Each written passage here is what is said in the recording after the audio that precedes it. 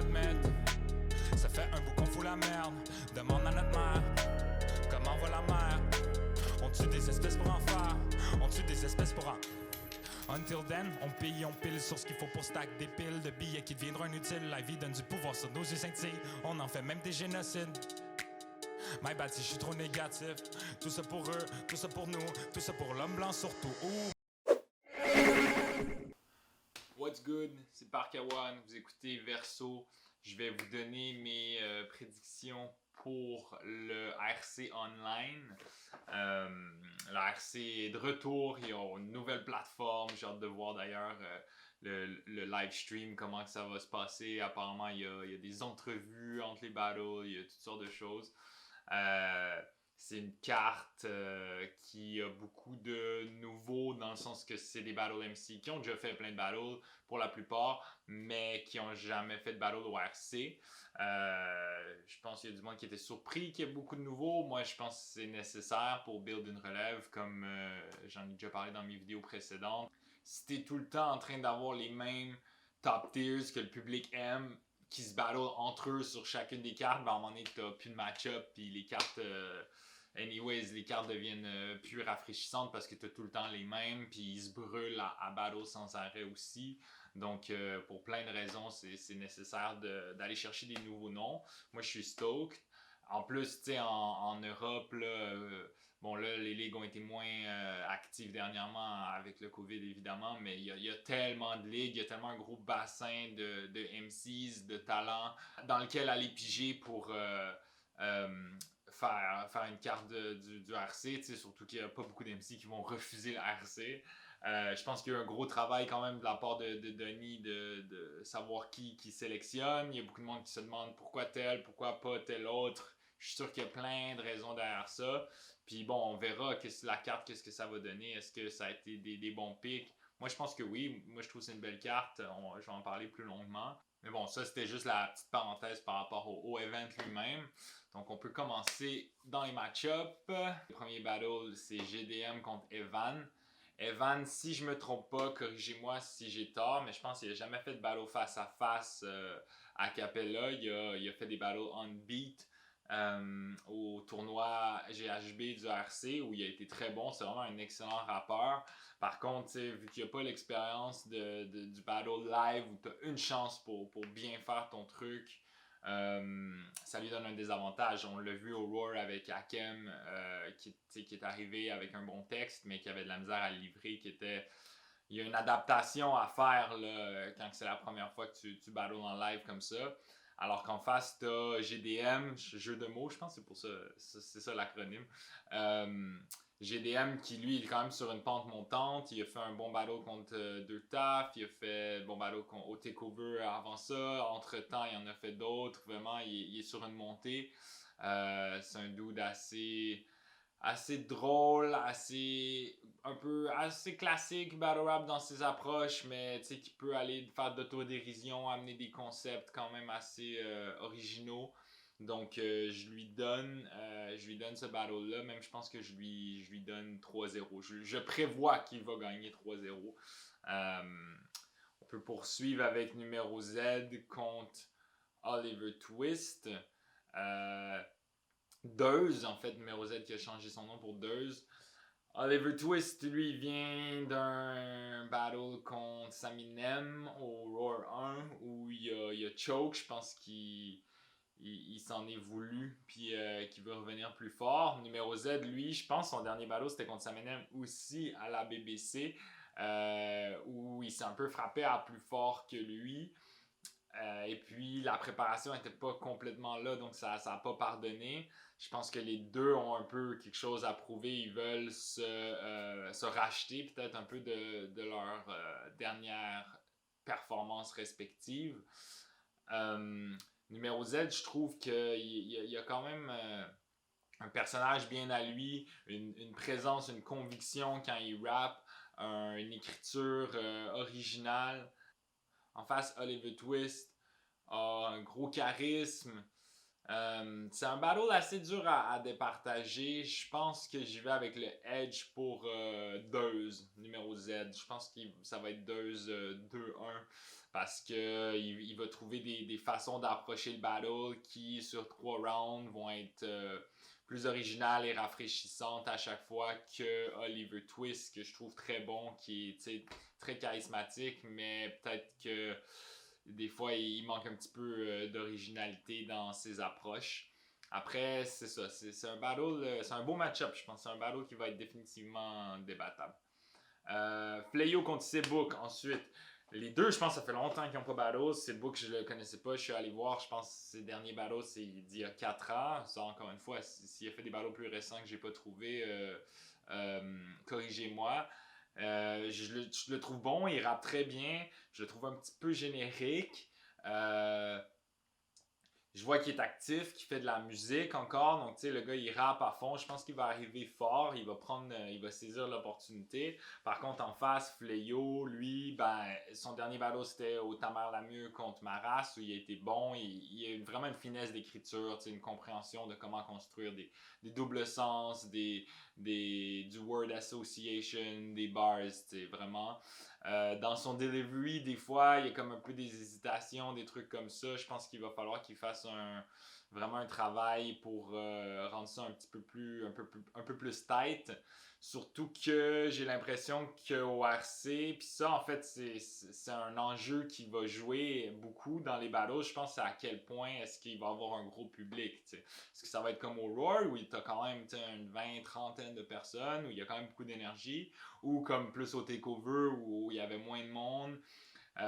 Au moment où il y a moins de monde, ça va être facile pour les MCs de se faire un peu, pas distraire en fait, mais de souffrir du manque de réaction au moment où peut-être qu'il y avait un punch où il attendait une réaction, puis bon, il n'y a pas grand monde, puis pour X raison, ça n'a pas catché, ça n'a pas réagi à cette punch-là, puis ça peut les déstabiliser. Donc, tu sais, ça, c'est un conseil à tous les MC. Je pense peut-être préparez-vous, sachant que ça va être un crowd plus petit, préparez-vous un peu à ne pas avoir de réaction, puis quitte à enchaîner votre texte, c'est mieux de l'enchaîner par-dessus une réaction. T'sais, oui, c'est mieux d'arrêter, attendre la réaction puis recommencer pile au bon moment, mais c'est mieux d'enchaîner par-dessus la réaction que d'attendre la réaction puis de perdre du momentum à cause de ça puis de se laisser déstabiliser. Puis je le dis pour Flayo, mais c'est pour tous les MC de la carte. T'sais. D'ailleurs, Flayo, je pense que je lui donne là, avec la richesse de son écriture, je pense qu'il va gagner le battle contre Seabook 2-1. Ensuite, on a Yessouf contre Enjoy. Ça va être un gros battle, je crois. Yessouf, c'est un battle MC qui maîtrise l'humour, qui est assez à l'aise sur scène. Par contre, dans la majorité de ses performances, même contre Doug Brown, je pense qu'il arrive un petit peu nonchalant, un petit peu underprepared. Je pense que là, vu que c'est un battle au RC, il va prendre ça 100% au sérieux. C'est sa plus grosse opportunité. Il est contre Enjoy, tu sais, je pense qu'il va rire de comment Enjoy a l'air d'un viking, etc. Encore une fois, lui, il doit pas s'attendre aux réactions. Des fois, je pense qu'il est un peu troublé quand il y a un endroit où il n'y a pas de réaction. On l'a vu dans son dernier battle à la BBC. Donc, je pense que le conseil que j'ai donné, ça s'applique particulièrement à lui. Il est capable d'avoir des flows très rap, c'est un gars qui rappe sur instru, puis des fois il rentre dans ces flows-là. J'ai envie de le voir showcase cette capacité-là dans ce battle-là. Je pense que c'est un des trucs qu'il fait bien, puis qu'il fait pas beaucoup. Un truc aussi particulier avec le battle contre Enjoy, c'est que, puis moi, tu sais, je veux pas mettre le gros highlight sur le drama là, dans le battle rap en général, mais Enjoy était censé battle Slider. Puis Slider l'a refusé, Enjoy a commencé à l'insulter sur les réseaux, tu sais. Donc, tu sais, Yessouf, c'est un autre Belge, il connaît bien Slider, je pense qu'il va adresser ça. Je veux pas cramer l'angle de Yessouf non plus, mais je pense qu'avec ça, il va peut-être être capable de faire comme un Real Talk. C'est un gars qui a beaucoup de vécu, Yessouf aussi, donc je pense que j'ai envie de le voir en Real Talk contre Enjoy, puis peut-être un peu le déconstruire en faisant des liens avec comment il a deal avec l'annulation du battle de Slider. Parce que, tu sais, c'est ça, je parle de Yessouf, mais Enjoy, c'est une valeur sûre, là. Enjoy, c'est quelqu'un qui comprend le battle rap à fond, puis qui sait ce qu'il fait à ce point-ci. C'est basically un vétéran, même si ça va être son premier battle au RC. C'était le gars que tout le monde disait « Mettez-le au RC, mettez-le au RC », puis depuis tellement longtemps, puis finalement, il a sa shot. Mais pour les raisons que je viens de dire, je pense que je prédis Yessouf 2-1. Ça va être un peu le upset, le twist de la soirée. Dans un très très bon battle. J'ai très hâte de voir ce battle-là. Ces deux gars qui amènent quand même du haut calibre. Donc, ouais, ça va être un beau combat. On poursuit avec Vincenz contre Louvard. Vincenz aussi, je pense que ça fait longtemps qu'il n'a pas fait de battle. Je pense que c'était au RC9, son dernier battle. Il y a beaucoup de retours en fait sur cette carte-là maintenant que j'y pense. Dans son dernier battle contre Louvard, je l'ai trouvé bon. La crowd, le public dormait un peu sur lui. Il y avait peu de réactions, mais il s'est pas trop laissé déstabiliser par ça. Donc, tu sais, c'est quand même une expérience qu'il a gagnée, puis qui va peut-être lui servir maintenant pour ce RC online. Si on se retrouve avec un crowd qui est pas trop généreux sur les réactions, un petit crowd comme je disais. Donc, ça à prendre en compte. Tu sais, il y a beaucoup dans la technique. Il y a des rimes très riches. Moi, je trouve que peut-être un des trucs de Vincenz, c'est que dans son interprétation, il est un peu tout le temps sur la même fréquence, dans le sens qu'il va faire une blague de mère avec la même intonation un peu agressive, qu'il va faire une barre de violence contre son opposant. T'sais. Alors, j'ai envie de le voir peut-être faire un peu plus des switches dans son interprétation qui sont adaptés à ce qu'il est en train de dire. T'sais. Parce que pour ce qui est de rapper, de la technicité, etc., c'est un vet. Là. Il le maîtrise à fond. Donc, ce serait peut-être un petit truc que j'aurais envie de voir du côté de Vincenz. En face, t'as Bramzo qui est très efficace. Vraiment, ce gars-là, il a une intelligence en battle parce que dans ses approches, il comprend qu'est-ce que moi, Bramzo, je peux dire à X opposant, la guêpe la dernière fois, qu'est-ce que je peux dire qui va être efficace, il comprend ce qui est représenté par les différents Battle MC, lui inclus, puis comment attaquer de façon à faire le plus mal possible. Tu sais, par exemple, contre Andra, il dit la différence entre toi et moi, c'est que, tu sais, quand je vais acheter de la dope, moi, on me donne un 3 grammes quand je demande un 3 grammes, tu sais, un truc comme ça. Ben, tu regardes Andra, tu regardes Bramzo, puis boum, c'est ultra efficace parce que ça fonctionne super bien avec leur personnage, avec ce qu'ils représentent. Tu sais, contre Vincenz, il va probablement le traiter de vieux, de washed up, tu sais, je pense que ça va être bon, je pense que ça va être efficace. Donc, je prédis Bramzo 2-1 pour ce battle-là. Ensuite, Doug Brown contre Pastor Rash. Tu sais, quand je parlais de relève, Doug Brown, c'est un exemple. Le gars, c'est un vétéran dans le sens qu'il a fait des End of the Week, c'est un maître de freestyle, c'est un gars qui rappe depuis super longtemps, mais quand il a battle Slider au RC14, c'était son premier battle au RC, tu sais, puis il le faisait monter, il était vu comme un nouveau à ce moment-là, puis ben maintenant, il est vu comme un top tier, tu sais, donc ça marche que, ça te montre que il y a plein de monde, plein d'MC dans la relève qui peuvent devenir des stars dans le battle rap par la suite. Je pense que ce qui est arrivé à Doug Brown, c'est qu'il a vraiment enchaîné beaucoup de battles, puis tu voyais peut-être un peu sa préparation, son niveau baisser tranquillement. Alors que là, ça fait longtemps qu'il n'a pas fait de battle, donc il va arriver tout frais, well rested. Je pense qu'on va avoir droit à du très bon Doug Brown. En face, Tumash, on l'a vu au Takeover. Plusieurs slips qui lui font mal parce que c'est un MC qui mise beaucoup sur le flow, la musicalité qu'il amène. C'est très frais. Il y a personne d'autre qui fait ça comme lui, puis c'est tout à son honneur. Par contre, pour ce qui est de gagner le battle, là, pour moi, c'est assez clair que ça va être Doug Brown. T'sais, en plus, Doug Brown, il peut enchaîner des flips efficaces. Il y a plein de raisons pour lesquelles je le donne à Doug Brown 3-0. Je prévois, j'arrête pas de dire je le donne, là, c'est comme si le battle était déjà arrivé. Je prévois que Doug Brown va gagner ce battle-là 3-0. Louvard contre Parano. Ce battle-là est intéressant. Louvard, c'est un gars qui frappe très fort, qui est très charismatique, qui est très convaincant. qui a toujours un bon rapport avec la foule du RC, que ce soit au Cabaret Sauvage, au New Morning, etc. Alors que là, ben, plus petit crowd, je pense pas que c'est nécessairement à son désavantage parce que je pense pas qu'il sera déstabilisé par ça. Mais il est peut-être un peu moins imbattable que quand tu as 2000 personnes qui sont complètement de son bord. T'sais. Pas que le crowd du RC se met tout le temps du bord de Louvard, mais ils ont beaucoup d'amour pour Louvard. Parce qu'en face, t'as Parano qui, lui, est beaucoup dans la finesse de l'écriture et tout, puis qui peut-être au RC avait plus de misère à connecter avec le crowd. Donc, si c'était un battle au Cabaret Sauvage, je pense que ça irait clairement à Louvard. Mais là, c'est dans un autre contexte. Je pense que ça donne un avantage à Parano. Après, est-ce que ça va être assez pour réussir à battre Louvard?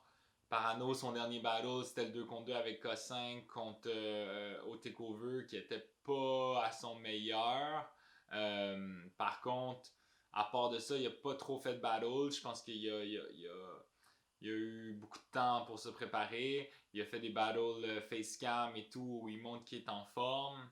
J'aurais envie de dire Parano 2-1, juste pour un peu y aller contre ce que la plupart du monde disent, là, parce que t'en as beaucoup qui disent que Louvard va l'éclater. Donc ouais, je vais y aller Parano 2-1. Après, ça me surprendrait pas que Louvard... Tu sais, Louvard, son dernier battle, c'était contre à la Doom, que somme toute était un battle un peu décevant. Je pense qu'il y a quelque chose à prouver. Ouais, non, je pense pas que je peux aller contre Louvard, en fait, maintenant que j'y pense. Là. Vous voyez comment, pour moi, c'est un battle quand même assez difficile à prédire, mais je pense, désolé Parano, je pense juste du côté de Louvard 2-1, finalement. Des fois, j'aime ça, des fois, décider dans le moment quand je suis pas trop sûr, donc voilà. Et finalement, le 2 contre 2 de Canoë et Wojtek contre Marty et K5. Je pense que Marty et K5 vont faire un très bon team. Je pense qu'ils se complètent bien. T'as Marty qui, ça doit être un des meilleurs là, en Europe pour trouver des approches originales, out of the box dans les battles. Et au final, c'est des approches souvent efficaces. T'sais, lui, il va assumer un personnage en costard et tout sans problème. T'sais, on l'a vu dans son... Je pense que c'est son dernier battle au RC du moins. C'était contre BGL au RC14. Puis vraiment, moi, ça m'avait impressionné là, en live de voir un peu comment Marty a comme une stratégie. Puis vraiment des approches qu'on n'est pas habitué de voir dans le battle rap. Puis qui fonctionnent bien. Je pense qu'il va utiliser ça pour rire de Wojtek et Canoë, un peu rire de leur équipe, c'est un peu drôle, t'as un jeune avec Wojtek, c'est comme, il y a des choses à faire avec ça, alors que K5, ben lui, il peut faire le real talk, puis la partie, le côté plus agressif, peut-être un peu en mode, moi puis Marty, ça fait super longtemps qu'on roule ensemble, vous deux, vous vous êtes mis en équipe ensemble, mais c'est juste pour le buzz, c'est juste pour le marketing, un truc comme ça pourrait peut-être être une approche intéressante. Wojtek Canoë, il kick bien. Après, on l'a jamais vu en battle, donc c'est dur à dire. Je pense qu'il écoute beaucoup de battle, qu'il est fan du RC, donc il comprend la game. Puis bon, il y a Wojtek pour l'aider, pour lui donner des conseils, donc c'est sûr qu'ils vont arriver fort. Je pense qu'ils vont arriver au premier round, ça va être comme waouh, on voit Canoë puis Wojtek ensemble, ça va être comme super excitant pour tout le monde. Donc je pense qu'ils vont prendre le premier round, mais pour les raisons que j'ai évoquées par rapport au duo de K5 puis Marty, je pense qu'ils vont arriver à prendre le deuxième et le troisième par la suite. Donc j'y vais avec K5 Marty 2-1. Ça conclut mes prédictions pour les gagnants. Par contre, j'ai entendu dire qu'il y a des gros prix pour celui qui va gagner le rookie de la carte, le MVP et le battle de la soirée. Donc, je pense que le rookie, ce sera numéro Z. Je pense que le MVP, ce sera Doug Brown. Et le meilleur battle de la soirée, je pense que ça va être Yessouf contre enjoy. Ouais, je pense que les gagnants de ces trucs-là, ils ont comme des prix monétaires là, additionnels que le RC donne. Donc, ça va être hype pour ceux qui les gagnent. Aussi, je veux proposer en fait à mes auditeurs s'il y a des prédictions avec lesquelles vous n'êtes pas du tout d'accord et que ça vous tente de faire un pari de genre 20 €, un truc comme ça, parce que c'est des battles qui vont être officiellement jugés, donc il va y avoir un gagnant. Envoyez-moi un message là, ça peut être un commentaire sur Facebook, sur Instagram pour me parler de ça si ça vous tente qu'on fasse un petit bet. Je vais essayer de gagner de l'argent avec mes prédictions de Battle Rap. Là, j'ai pris confiance depuis que mes prédictions du Roar 2 étaient pas mal on point. Puis bon, au pire, je suis prêt à perdre de l'argent aussi. C'est ça, hein, faire des bets. Donc, si jamais ça intéresse du monde, je pense que ça peut rajouter un petit spice. Tu sais, quand tu as betté de l'argent, après tu écoutes le battle, puis tu es genre, oh, encore plus sur les nerfs. Donc, moi, je serais down. Je pense que ça fait le tour. Je vous ferai un review quand le event sera passé, évidemment.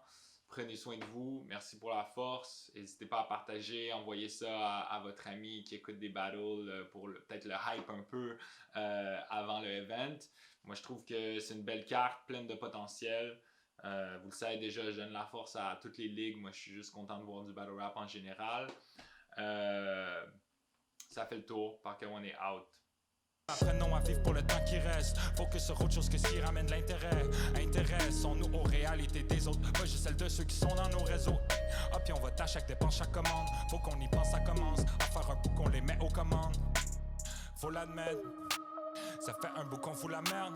Demande à notre mère, comment va la mer? Faut l'admettre, ça fait un bout qu'on fout la merde.